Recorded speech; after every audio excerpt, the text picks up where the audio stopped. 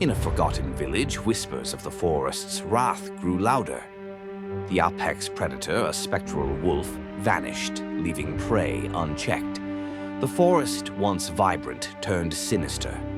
Trees twisted, shadows lengthened, and the air grew thick with dread.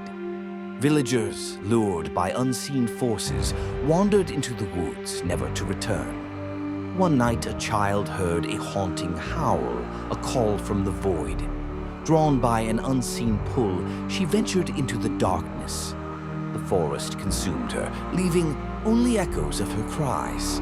The balance was broken, and the village was doomed. To hear more tales, like, comment, and subscribe.